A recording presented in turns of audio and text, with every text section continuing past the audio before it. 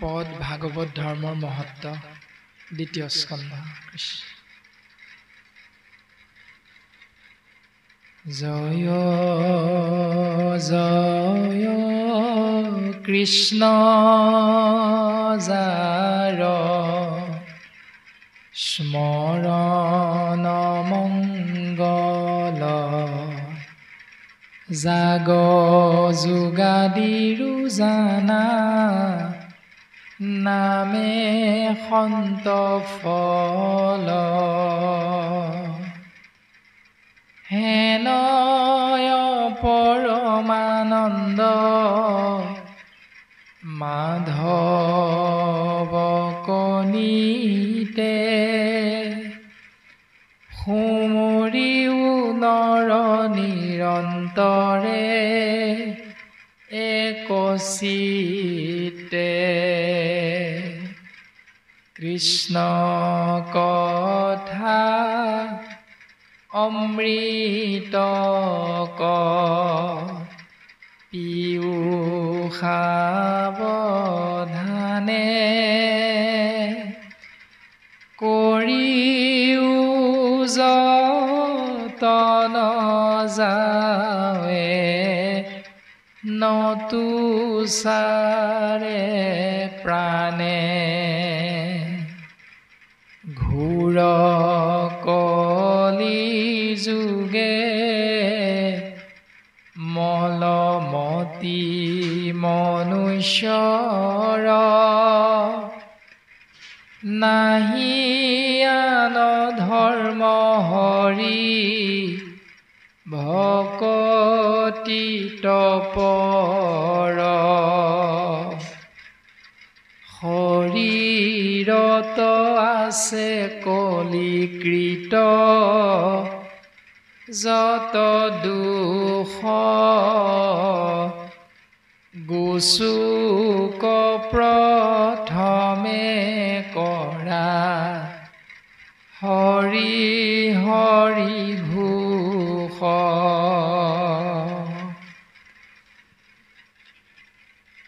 কৃপালু গুৰুজন বস্তুৱে জয় জয়তে কৃষ্ণদেৱৰ দুখানি অভয় চৰণৰ সেৱা নিবেদন কৰিছে।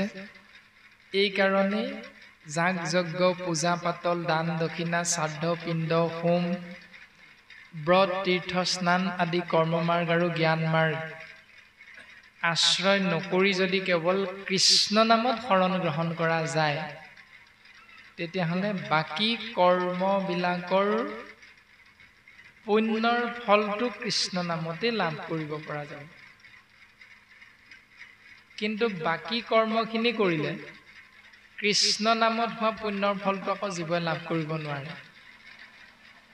কিন্তু কৃষ্ণ নাম আশ্ৰয় কৰিলে বাকী কৰ্মৰ পুণ্যৰ ভাগটো সেৱকজনে লাভ কৰিব পাৰে। হেনয় পৰমানন্দ মাধৱক নিতে সেইজন পৰম আনন্দযুক্ত ঈশ্বৰ কৃষ্ণ মাধৱৰ নাম নিতে নিতে সুমৰিও নৰ নিৰন্তৰে একচিতে কায় বাক্য মন এক কৰি নিৰবিচ্ছিন্নভাৱে তাৰ নামক আশ্ৰয় কৰা। কেতিয়ালৈকে কৃষ্ণ কথা অমৃতক পিউ সাৱধানে তেতিয়ালৈকে সাৱধানে পান কৰিবা কৰিও যতন যাৱে নতুচাৰে প্ৰাণে যে শৰীৰটোৰ পৰা প্ৰাণ শক্তি ওলাই নোযোৱালৈকে সেইজন সৰ্বশক্তিমান ঈশতত্ব কৃষ্ণদেৱৰ নাম আশ্ৰয় কৰা সেই জীৱ সমস্ত। কিয়নো ঘূৰ কলি যুগে মল মতি মনুষ্যৰ নাহি আন ধৰ্ম হৰি ভকতি তপৰ। এই কলিৰ ঘূৰ ৰাজত্বৰ সময়ত কৃষ্ণ নাম আশ্ৰয় কৰাৰ বাহিৰে জীৱ তৰণৰ দ্বিতীয়টা পথ কিন্তু নাই।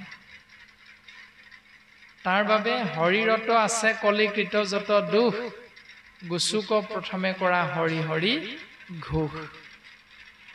শৰীৰত থকা সেই কলিকৃত অপৰাধবিলাকৰ পৰা পৰিত্ৰাণ পাবৰ বাবে প্ৰথম আমাক আশ্ৰয় কৰিবলৈ কৈছে পদ্মমুখখনতে কৃষ্ণ নাম, তাৰ পাছত কৰ্ণহন্তে কৃষ্ণ নাম শ্ৰৱণ কৰা, পদ্মমুখহন্তে কীৰ্তন কৰা।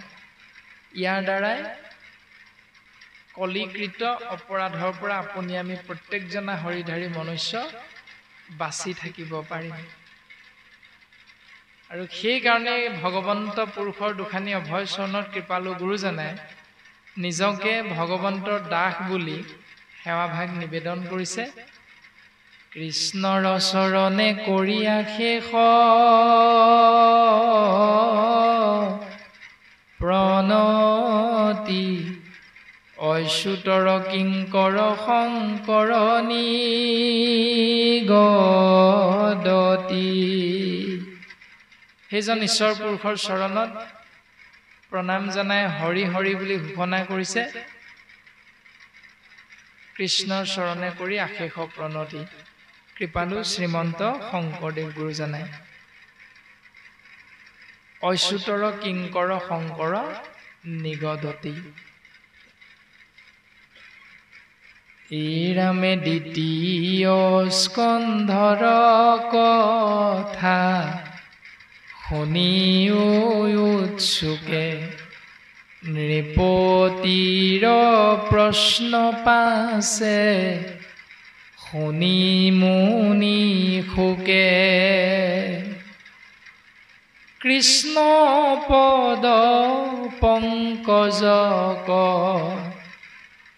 হৃদয়ত ধৰি দিলন্ত সিদ্ধান্ত তাংক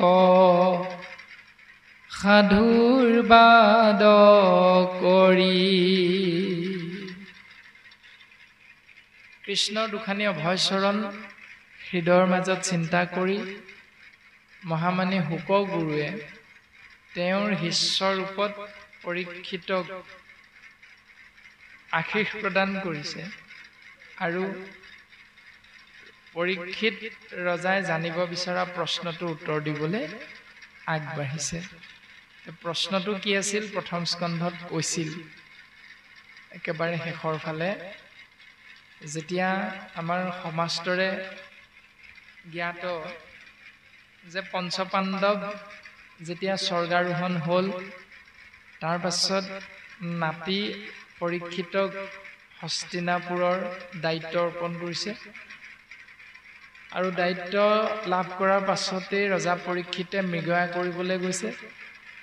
তাতেই পিয়াহত অন্থকণ্ঠ শুকাই এজন ধ্যানমগ্ন ঋষিৰ আশ্ৰমত প্ৰৱেশ কৰি পানী বিচাৰিছিল। আৰু ধ্যানমগ্ন মুনিয়ে সেই পানী ৰজাক দিম নে নিদিম তাৰ সমিধানটো দিয়া নাছিল। যাৰ বাবে সেহি হেতু ৰাজাহাতী ক্ৰোধ উপজিল। যাৰ বাবে ৰজা পৰীক্ষিতৰ অত্যন্ত ক্ৰোধ জন্ম হৈছে, খং উঠিছে। আৰু খং উঠাৰ লগে লগে ওচৰতে পৰি থকা এটি মৃত সৰ্প ধনুৰ আগেৰে দাঙি আনি শ্ৰমিক মুনিৰ গলত পৰিধান কৰি তেওঁ সেই স্থান ত্যাগ কৰিলে। আৰু এই কথাটোকে শ্ৰমিক মুনিৰ পুত্ৰ শৃংগী মুনিয়ে গম পালে। আৰু গম পোৱাৰ লগে লগে শৃংগী মুনিয়েও পোনে পোনে অভিশাপ প্ৰদান কৰিলে যে যিজনে মোৰ পিতৃৰ লগত এনেকুৱা অপৰাধ কৰ্ম কৰিছিল সেইজনাকো সেই সৰ্পই, তক্ষক নামৰ ৰজা সৰ্পই দংশন কৰি তেওঁ মৃত্যু ঘটিব, এই সংসাৰ এৰিব লাগিব। তাৰমানে যেনে কৰ্ম তেনে ফল। আৰু তৎক্ষণাৎ পৃথিৱীৰ প্ৰান্তে প্ৰান্তে যি ঋষিমুনিসকল সিঁচৰিত হৈ আছে, সেই সিঁচৰিত হৈ থকা ঋষিমুনিসকলে এই কথাটো জানিব পাৰি একগোট হৈছে। ক'ত? ৰজা পৰীক্ষিতৰ কাষত আহি উপস্থিত হৈছে। আৰু ৰজা পৰীক্ষিতে সেই 28,000 ঋষিমুনিৰ আগত সেৱাভাগ নিবেদন কৰিছে। আমি ইতিমধ্যে গম পাইছোঁ যে তোমালোকে মোৰ মৃত্যুৰ বাতৰিটো গম পাই মোৰ মংগলৰ কাৰণে তোমালোক আহিছা। আৰু আমি বুজি পাইছোঁ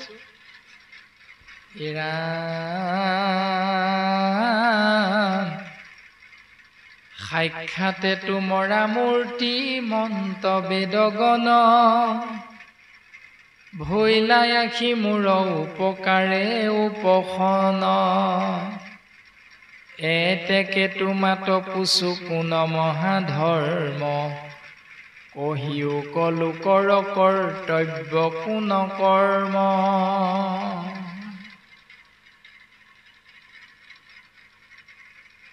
সেই ঋষিমুনিসকল তোমালোক সাক্ষাৎ বেদ স্বৰূপ, কিয়নো বেদত তোমালোক পাৰ্গত, তোমালোকক দেখা মানে এখন এখন বেদ অধ্যয়ন কৰা নিচিনা হৈ যায়। গতিকে তোমালোকৰ চৰণত আমি সেৱা নিবেদন কৰিছোঁ যে এতেকে তোমাতো পুচু কোন মহাধৰ্ম কাক বোলে বা কেনেকুৱাখিনি কৰ্মক মহাধৰ্ম বুলি বুজিব লাগিব। কহিওক লোকৰ কৰ্তব্য কোন কৰ্ম, যেজন মনুষ্যৰ কৰ্তব্য কি, কৰ্ম কেনেকুৱা, ইয়াৰ জ্ঞান মোক তোমালোকে দিব লাগে। কেনমতে হুৱে সৰ্ব পাপত উদ্ধাৰ, সকলো পাপৰ পৰা কি প্ৰক্ৰিয়াৰে উদ্ধাৰ পাব পাৰিব মোক ক'ব লাগে। কোন কৰ্মে পাৱে লোক সংসাৰৰ পাৰ, কোনটো কৰ্মৰ দ্বাৰা সংসাৰৰ মনুষ্য নামৰ জীৱটোৱে এই সংসাৰ এৰাৰ লগে লগে কোনটো প্ৰক্ৰিয়াৰে তেওঁৰ মংগল সাধন হ'ব। কোন কৰ্মে পাৱ লোক সংসাৰৰ পাৰ, বিশেষত কি কৰিবে ম্ৰিয়মান লোকে, বিমঋষি কহিওক মুত ঋষি লোকে। সেই ঋষি সমস্ত মোক কোৱাচোন যে প্ৰকৃততে এজন ম্ৰিয়মান মনুষ্যই কি কৰ্ম কৰাটো প্ৰয়োজন। এইখিনিতে আমি চিন্তা কৰিব লাগিব যে ৰজা পৰীক্ষিত অভিশপ্ত হৈছিল ব্ৰাহ্মণৰ লগত অপকৰ্মত লিপ্ত হোৱাৰ বাবে, আৰু আমিও অভিশপ্ত হ'ম যদিহে আমি নিৰ্গুণ নিৰাকাৰ কৃষ্ণ তত্ত্বৰ সগুণ সাকাৰ ৰূপ ভকতক আমি নিন্দা কৰিম বা গালি পাৰিম বা ভকতৰ সেৱাৰ পৰা নিজকে আমি আঁতৰাই ৰাখিম তেতিয়া। আৰু সেই ৰজা পৰীক্ষিতে তেনেধৰণে কৰা ভুল কৰ্মটোত আমি লাভ কৰিব লগা জ্ঞান এনেধৰণে গুৰুজনাই প্ৰকাশ কৰিছে যে পৰীক্ষিতৰো 7 দিন দেও সোম মংগল বুধ বৃহস্পতি শুক্ৰ, আৰু আমিও পিতৃ শিৰৰ পৰা আহি মাতৃগৰ্ভত প্ৰৱেশ কৰি এই সংসাৰলৈ আহোঁতে এই 7 দিনৰে কোনোবা এটা দিনত আহিছোঁ এইখন পৃথিৱীলৈ, আৰু যামগৈও এই 7টা দিনৰে কোনোবা এটা দিনত। গতিকে আমাৰ লগত পৰীক্ষিতৰ সম্পূৰ্ণ সাদৃশ্য আছে বা পৰীক্ষিতৰ লগত আমাৰ সাদৃশ্য আছে, কিন্তু বৈসাদৃশ্য কিটো আছে যে পৰীক্ষিতে জানিছিল তেওঁৰ কোনদিনা মৃত্যু হ'ব, কিন্তু আপুনি আমি নাজানো কোনদিনা মৰিম। পৰীক্ষিতৰো পত্নী আছে, ল'ৰা ছোৱালী আছে, আপোনাৰ মোৰো গৃহস্থী ধৰ্ম পালনৰ বাবে আগবাঢ়ি অহা সেই মনটো আছে, এগৰাকী ধুনীয়া পত্নী আছে, এটি ল'ৰা আছে বা ছোৱালী এজনী আছে, আৰু নিজে আছোঁ পিতৃ মাতৃৰ সহিতে সুখেৰে বসবাস কৰি আছোঁ। তাৰমানে পৰীক্ষিতো গৃহস্থী ধৰ্মৰ লোক, আমিও গৃহস্থী ধৰ্মৰ লোক। যদি পৰীক্ষিতে কৃষ্ণ নাম শুনি তৰি যাব পাৰিছে, তেতিয়াহ'লে আমিও কৃষ্ণ নাম শুনি তৰি যাব পাৰিম। এইটোৱে হ'ল মূল বিষয়বস্তু।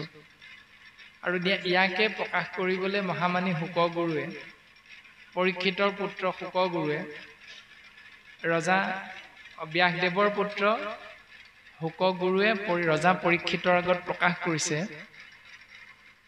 যে তুমি জানিব বিচৰা প্ৰশ্ন আমি তোমাৰ আগত প্ৰকাশ কৰিম। দ্বিতীয় স্কন্ধৰ কথা শুনিও উৎসুকে, নৃপতিৰ প্ৰশ্ন পাছে শুনি মুনি শুকে। কৃষ্ণ পদ পংকজক হৃদয়ত ধৰি, দিলন্ত সিদ্ধান্ত তাংক সাধুৰ বাদ কৰি। কৃষ্ণৰ দুখানি পদুম ফুলৰ দৰে চৰণ যুগলক শুকগুৰুৱে হৃদয়ৰ মাজত চিন্তা কৰিছে, আৰু অভিশপ্ত পৰীক্ষিতে সোধা প্ৰশ্নৰ উত্তৰ প্ৰকাশ কৰিছে। আৰু সেই প্ৰশ্নভাগ শুকগুৰুৰ আগত প্ৰকাশ কৰাৰ আগতে 60,000 ঋষিমুনিৰ আগত প্ৰকাশ কৰিছিল, আৰু 60,000 ঋষিমুনিয়ে যেতিয়া সেই প্ৰশ্নভাগ শুনিছিল, তেতিয়া সেই প্ৰশ্নভাগ শুনি 60,000 ঋষিমুনিয়ে পৰীক্ষিতক কি উত্তৰ দিছিল? শুনি মুনি হবে বোলে যাৰ যেন মতি, কেহু বোলে তপতে পৰম পাই গতি। কোনো ঋষিমুনিয়ে ক'লে, হে ৰাজন তুমি তপস্যা কৰা, তুমি পৰম গতি লাভ কৰিবা। কেহু বোলে মহাসিদ্ধি সাধে যজ্ঞ দানে, কেহু বোলে পৰম মুকুতি তীৰ্থস্থানে যে তুমি যজ্ঞ যদি কৰা দান দক্ষিণা যদি দিয়া তুমি যদি তীৰ্থক্ষেত্ৰ ভ্ৰমণ কৰি তাৰ জলত স্নান কৰা এই তিনিটা প্ৰক্ৰিয়াৰে তোমাৰ মহাসিদ্ধি লাভ হ'ব বিচৰা ধৰণে কেহু বোলে মহাযজ্ঞে তাৰে সংসাৰক কেহু বোলে এৰাই মহা জ্ঞান এখে নৰক কোনোৱে ক'লে মহাযজ্ঞৰ দ্বাৰা সংসাৰৰ পৰা তৰি যাব পাৰিবা কোনোৱে ক'লে মহা জ্ঞান মাৰ্গ পথক আশ্ৰয় কৰিলে নৰকৰ পৰা পৰিত্ৰাণ পাবা এতিয়া পৰীক্ষিতৰ পছন্দ হ'ল নে নহ'ল কথাকেইটা ভাগৱতে আমাক উত্তৰ দিছে অ হবে হন্তে কহে আপোনাৰ নামত হেন শুনি ষষ্ঠ নুহে ৰাজাৰ মনত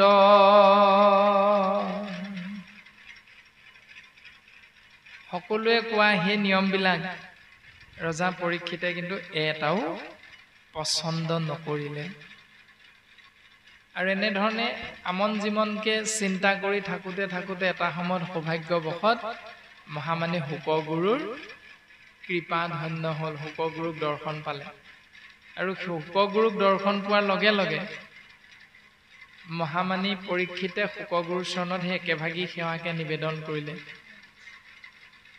আৰু একেভাগী সেৱাকে নিবেদন কৰাৰ লগে লগে মহামানী শুকগুৰুৱে ৰজা পৰীক্ষিতৰ আগত উত্তৰ প্ৰদান কৰিছে প্ৰথম স্কন্ধৰ শেষৰ ফালে গুৰুজনে আমাক দিছে ৰাম পূৰ্বত নজানে কেৱে পৃথিৱীত শুকদেৱে কলিযুগে কৰিলা প্ৰচাৰ ও বিচাৰি নিশ্চয় কৰি পিয়াক কৰ্ণ ভৰি মহা মহা ভাগ্য আছে যাৰ সমস্তে শাস্ত্ৰৰ মত বেদ বেদান্তৰ তত্ত্ব কৃষ্ণে পৰম ইষ্ট দেৱ পূজে যাক ব্ৰহ্মা হৰে কোননো পামৰণৰে তাংক আখি নকৰিবে সেৱ পূৰ্বতে যিটো কথা কোনো নাজানিছিল সেই তত্ত্বটো পৃথিৱীৰ শুকদেৱে আনি ৰজা পৰীক্ষিতৰ আগত প্ৰচাৰ কৰিছে প্ৰকাশ কৰিছে কলিযুগে কৰিলা প্ৰচাৰ আৰু সেই বিচাৰ কৰা তত্ত্বটো বিচাৰি নিশ্চয় কৰি পিয়াক কৰ্ণ ভৰি তাক বিচাৰ খোচাৰ কৰি নিশ্চিতভাৱে সেই নাম অমৃত পান কৰা কৰ্ণ ভৰি ভৰি আৰু মহা মহা ভাগ্য আছে যাৰ মহান মহান ভাগ্য যোগ হৈ আছে তেওঁলোকৰ দ্বাৰাহে ভগৱন্তৰ এই কৃপা লাভৰ সম্ভৱ সমস্ত শাস্ত্ৰৰ মত বেদ বেদান্তৰ তত্ত্ব সমস্ত শাস্ত্ৰ এইটো মতেই দিছে ওপৰত কৈ অহা মতটো বেদ বেদান্তৰ তত্ত্ব হ'ল এইটোৱে যে কৃষ্ণহে পৰম ইষ্টদেৱ কৃষ্ণই হ'ল সমস্ত জীৱৰ ভজনীয় তত্ত্ব পূজে যাক ব্ৰহ্মা হৰে কোননো পামৰণৰে তাংক আখি নকৰিবে সেও সেইজন পৰম ব্ৰহ্ম কৃষ্ণ দত্তৰ চৰণ কমল সদা সৰ্বদা চিন্তা কৰি থাকে প্ৰজাপতি ব্ৰহ্মা শিৱ আৰু বিষ্ণু পূজে যাক ব্ৰহ্মা হৰে সেইজন ঈশ্বৰক যিসকলে পূজা কৰে কোননো পামৰণৰে পৃথিৱীত এনেকুৱা কোন পাপী মনুষ্য আছে তাংক আখি নকৰিবে সেইজনক সেৱা নকৰা যদি আমি নাই কৰা সেৱা তেতিয়াহ'লে আমাতকৈ পাপী দীৰ্ঘজ্ঞা দ্বিতীয়জন নাই যদি আমি সেৱা কৰিছোঁ তেতিয়াহ'লে আমিয়ে ভকত এই দৰ্শনটো শাস্ত্ৰসন্মতে আমি বুজা যায় যাৰ নাম লৈলে মাত্ৰ যজ্ঞ কৰি বাৰ পাত্ৰ নাম হৈ আতি ম্লেচ্ছ অন্ত্য জাতি নভজীয়া কৃষ্ণদেৱ আনকেশে কৰে সেৱ সিজন জানা আত্মঘাতী আত্মঘাতী মানে ইংৰাজীত সুইচাইড এতিয়া সুইচাইড শাস্ত্ৰই কি বুলি ক'লে আৰু আমি কাক বুজি পাওঁ কোনোবা এজনে নাখাবলগীয়া খাদ্য খাই দিয়ে খঙতে দুখতে যাৰ কাৰণে আমি সুইচাইড কৰিলে বুলি কওঁ কোনোবা এজনে তাৰ বিপৰীত নিয়মটো পালন কৰে সেইটো সুইচাইড কিন্তু শাস্ত্ৰই সুইচাইডৰ দৰ্শনটো দিছে নভজীয়া কৃষ্ণদেৱক চিন্তা নকৰাটো সুইচাইড বুলি কৈছে আনকেশে কৰে সেৱ বিপৰীতে আন দেৱতাৰ চৰণলৈ যোৱাটো সুইচাইড সিজন জানা আত্মঘাতী তেওঁলোকে সুইচাইড কৰা একোটি জীৱ এতিয়া আমি তেনেকৈ কৰিছোনে নে আমি গুৰুজনাই দিয়া সৎ পথটো লৈছোনে গুৰুজনাই এই মুহূৰ্তত কোৱা বিপৰীত পথটো লৈছোটো আমি প্ৰত্যেকে নিজে নিজেহে বুজি পাম আৰু যদি শাস্ত্ৰসন্মতে আমাৰ সমস্তৰে এই নিয়মটো শুদ্ধ হৈ আছে তেতিয়াহ'লে শাস্ত্ৰই যেনেধৰণে কৈছে তেনেধৰণে আমি ঈশ্বৰ প্ৰভুৰ কৃপা লাভ কৰিব পাৰিম আৰু সেই প্ৰশ্নভাগীকে মহামানী শুকগুৰুৱে ৰজা পৰীক্ষিতৰ আগত প্ৰকাশ কৰি ৰজা পৰীক্ষিতক প্ৰশংসা কৰিছে ধন্য নৰপতিমতি উত্তম তোমাৰ পুছিলা যিটো কথা সংসাৰতে সাৰ মুখৰ সাধন ইটো জগতৰে হিত লভিলে মুকুতি যিটো তাহাৰো বাঞ্ছিত হে ৰাজন তোমাৰ মতি অতি উত্তম তুমি যিটো কথা আমাক প্ৰশ্ন হিচাপে আগবঢ়াই দিলা এই প্ৰশ্নটো অকল তোমাৰ বাবে মংগল নহয় এই প্ৰশ্নটো যি জানিব যি আশ্ৰয় কৰিব শুনে ভনে মানে সমস্তৰে মংগল বুলি কোৱা আছে ৰামে নাহি জ্ঞান যাৰ জাতি ধৰ্ম মাত্ৰ কৰে নিতে বলি বিশ্ব পাঞ্চ যজ্ঞ আচৰে তাহাৰ শ্ৰুতব্য কথাই আছে অসংখ্যাত হৰি বিমুখৰ হুৱে ব্যৰ্থে আয়ুপাত যাৰ জ্ঞান নাই জাতিগতভাৱে মাত্ৰ ধৰ্মহে কৰে কৰ্মবিলাকক আৰু সেই কৰ্মবিলাক কেইটা ভাগত ভাগ হৈছে পাঁচটা ভাগত নিতে বলি বিশ্ব পাঞ্চ যজ্ঞ আচৰে পাঁচটা ভাগত বিভক্ত হৈছে আৰু যিসকলে এইকেইটা কথা চিন্তা নকৰে তেওঁলোকৰ শ্ৰুতব্য কথা আছে অসংখ্যাত তেওঁলোকে শ্ৰুতব্য মানে শুনিব লগা বহুত কথা আছে জানিব লগা বুজিব লগা বহুত কথা আছে কিয়নো হৰি বিমুখৰ হুৱে ব্যৰ্থে আয়ুপাত যেতিয়া আমি হৰি বিমুখ হ'ম তেতিয়া আমাৰ আয়ুসটো লাহে লাহে নাইকিয়া হৈ যাব মানে কমি আহিব আৰু আমি ৰাতি কি কৰোঁ দিন ভৈলে নিদ্ৰাস্তি আলাপে ৰাতিৰো আয়ু হৰে ৰাতি হলে আমি টোপনিত আমাৰ সহধৰ্মিনীৰ লগত কামনা বাসনা চৰিতাৰ্থ পূৰণ কৰাৰ কথাটো চিন্তা কৰোঁ দিন ভৈলে ধন কুটুম্বৰ চিন্তা কৰে দিন হোৱাৰ লগে লগে পৰিয়ালটো পোহপাল দিবলৈ ধন সম্পত্তি উপাৰ্জন কৰাৰ ফালে মনটো আগবঢ়াই দিয়ে আৰু এনেকুৱাখিনি মিছা বিষয়ক মাত্ৰ কৰে অভিলাষ সি হেতু নেদেখে নৰে আপোন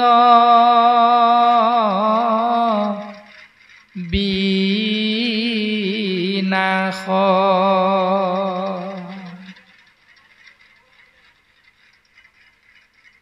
এইবিলাকে হ'ল মিছা বিষয় মোৰ ল'ৰা মোৰ ছোৱালী মোৰ মানুহগৰাকী মোৰ স্বামীজন মোৰ দেউতা মোৰ মাতৃ আদি আদি ধৰণে যিমানখিনি আমি মই আৰু মোৰ নামেৰে সম্বোধন কৰিম সকলোখিনি ঈশ্বৰৰ মায়া বুলি কোৱা হৈছে সেইকাৰণে মিছা বিষয়বিলাকৰ প্ৰতি বৰ হাবিয়াস নকৰিবা ইচ্ছা নকৰিবা যদি ইচ্ছা কৰা তেতিয়া কিন্তু মৃত্যুটো দেখা নাপাবা এনেধৰণে শুকগুৰুৰ দ্বাৰা ৰজা পৰীক্ষিতৰ লগত কথোপকথন হৈছে কৃষ্ণ।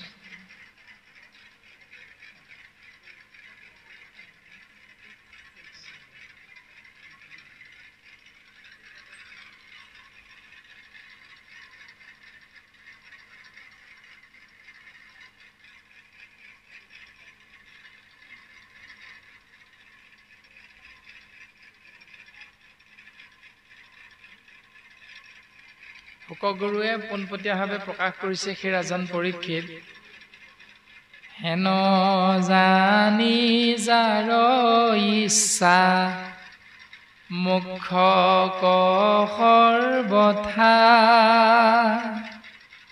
পৰীক্ষিত তেবে শুনিব কৃষ্ণ কথা। হে ৰাজন পৰীক্ষিত, মনত ৰাখিবা, যদি মোক্ষ প্ৰাপ্তিৰ ইচ্ছা আছে তেতিয়াহ'লে কৃষ্ণ নাম আশ্ৰয় কৰা, আৰু যদি মোক্ষ প্ৰাপ্তি নালাগে তেতিয়াহ'লে যি কৰা সেইটো তোমাৰ কথা।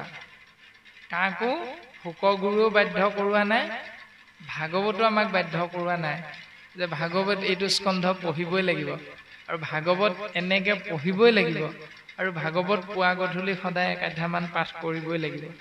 এনেকুৱা নীতি নিয়ম দাবী ধমকি দি গুৰুজনাই নাই কোৱা। গুৰুজনাই খুব সুন্দৰভাৱে প্ৰকাশ কৰিছে মিনতি বচন, বোলো সৰ্বজন শুনিও শাস্ত্ৰৰ মৰ্ম, আপোন কুশল চাবা যেবে তেবে নেৰিবাহা যুগ ধৰ্ম। গুৰুজনাই আমাক প্ৰত্যেককে ভাগৱত ধৰ্ম কৃষ্ণ নাম আশ্ৰয় কৰিবৰ বাবে নিজৰ নিজৰ সুবিধা অনুযায়ী স্বাধীনতাটো প্ৰদান কৰিছে। মাত্ৰ এটা কথা,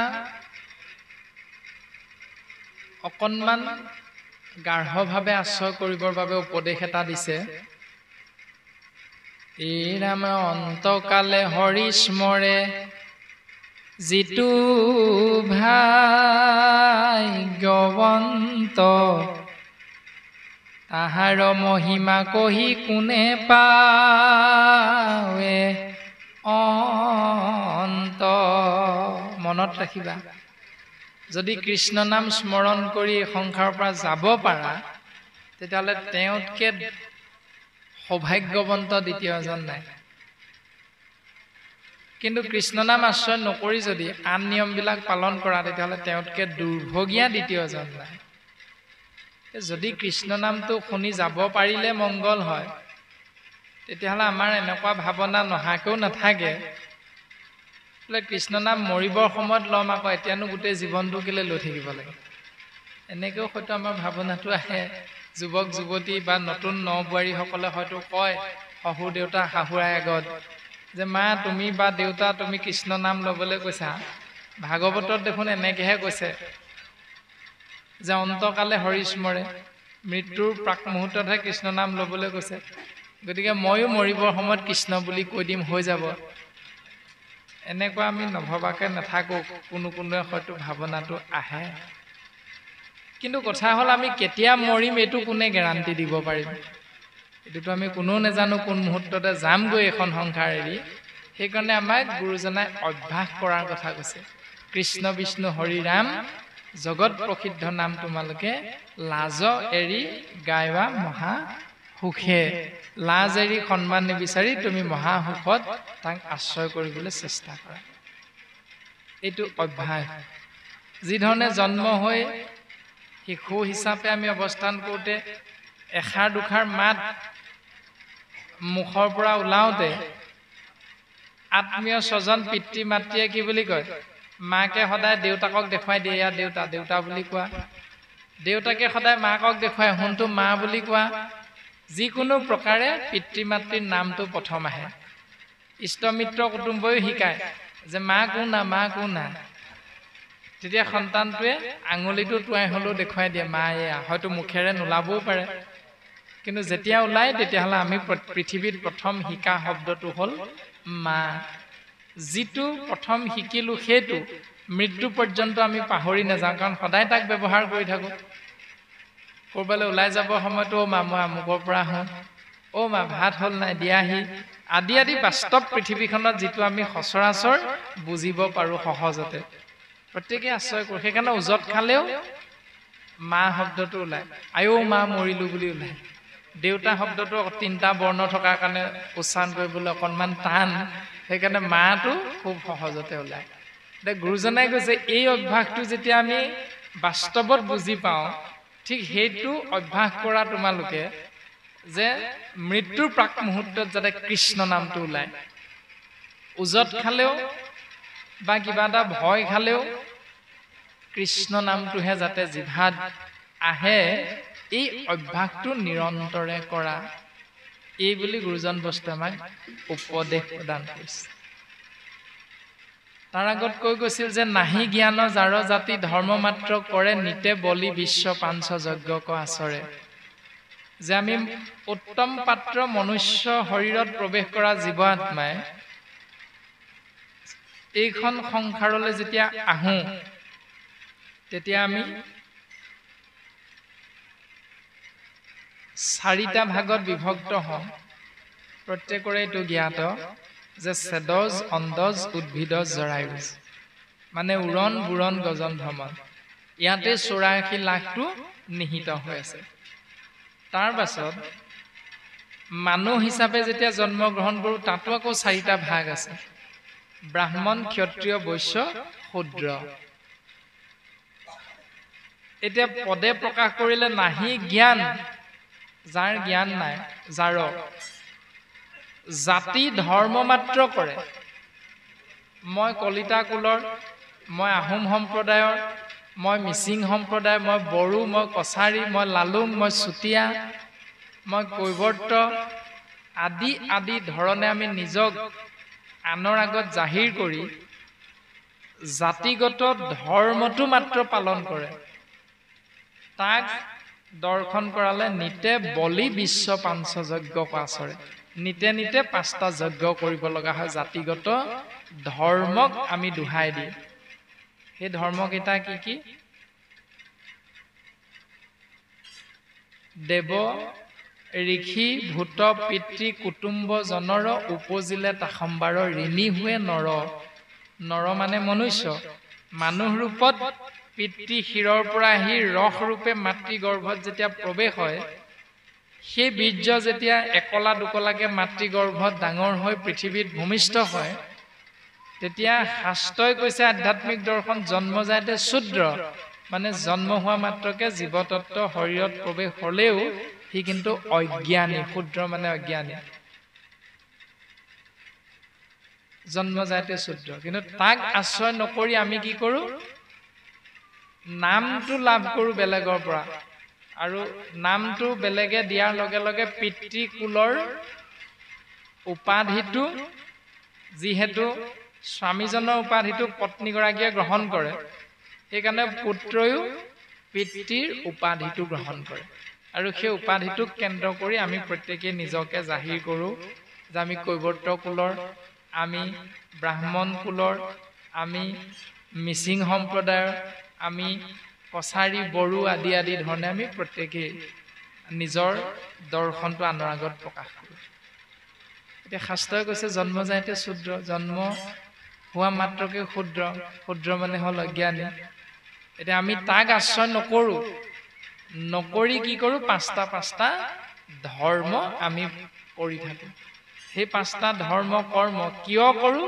কাৰণ আমি জন্মগতভাৱে যিটো জাতিত জন্ম হৈছোঁ সেই সূত্ৰে আমাৰ 5টা ধাৰ লাগি থাকে দেৱঋণ ঋষি ঋণ ভূত ঋণ পিতৃ মাতৃ ঋণ আৰু পুষ্য ঋণ বা আত্মীয় স্বজনৰ ঋণ এতিয়া এইকেইটা ঋণৰ পৰা মুক্ত হ'বৰ কাৰণে যিটো কৰ্ম কৰোঁ ধৰ্ম হিচাপে সেইটো হ'ল পঞ্চযজ্ঞ একোটা পঞ্চ মানে 5 এটা এটাকে 5টা যজ্ঞ দেৱতা ধাৰৰ পৰা মুক্ত হ'বলৈ কেনেকুৱা কৰ্ম কৰোঁ যজ্ঞ বুলি সেইটো হ'ল হোমে দেৱ ঋণ হুজে তৰ্পণে ঋষিৰ বলিদানে ভূত শ্ৰাদ্ধ আদিয়ে পিতৃৰ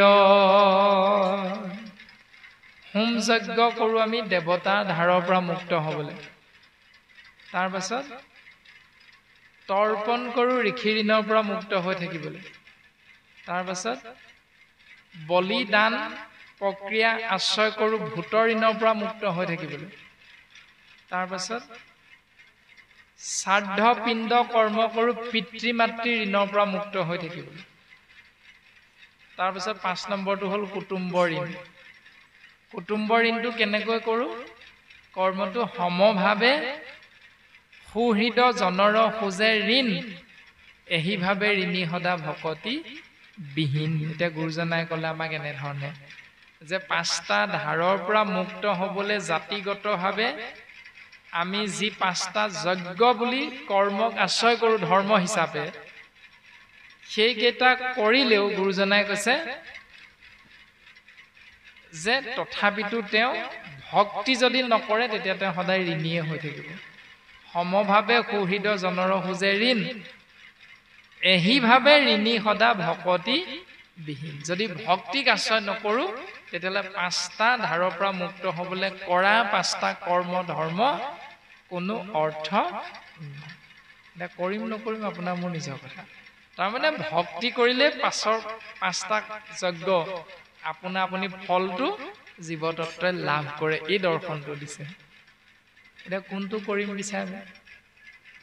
ৰজা পৰীক্ষিতে যিটো কৰিছে আমি সেইটোৱে কৰিম, কাৰণ শাস্ত্ৰই আমাক তেনেকৈ প্ৰকাশ কৰিছে।